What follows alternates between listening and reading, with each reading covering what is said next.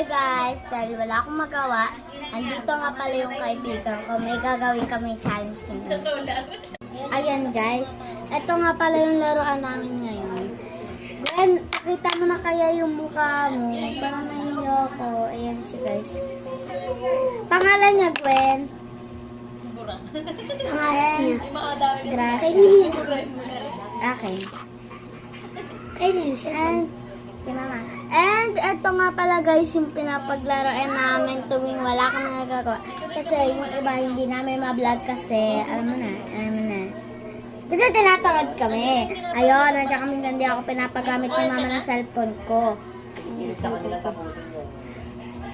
Ito yung cellphone ko. Itong ginagamit ko ngayon. Ito yung cellphone ko.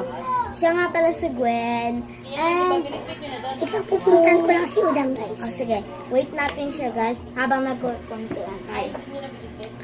Tinatawag niya si Udang kasi magkakaibigan nga pala kami. And ako leader. And liligpitin muna natin siya para pagdating ni Udang, open ulit, di ba? And ibablog ko na lang sa inyo kapag ayun sila, di ba? Ano, tara? Wow, peace! Wait lang guys, nililigpit ko na pala. Wait lang ha. Papakita ko na lang sa inyo. Finished drop.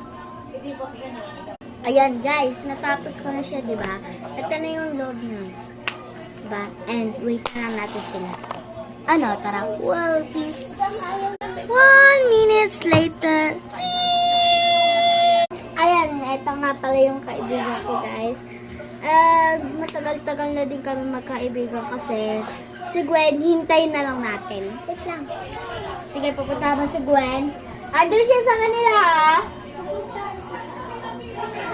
Sige, tawagin mo. Sige, guys. Ayan, guys. Dahil nandito na si Udang, ayan, tinanggal niya na agad. Udang, excited ka na ba sa gagawin natin challenge ngayon? Di ko alam. Sige, ito yung lalaroin namin. Di ba kanina nga, sabi ko sa inyo, open natin kung nandiyan na si Udang. Ay, ko pa. Wait lang guys.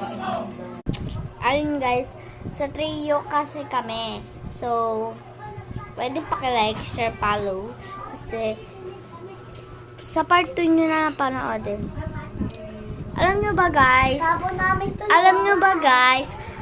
Dun sa comment section ko, dun sa Ipis, panoodin nyo yung Ipis. Tignan nyo, ang dami kong followers.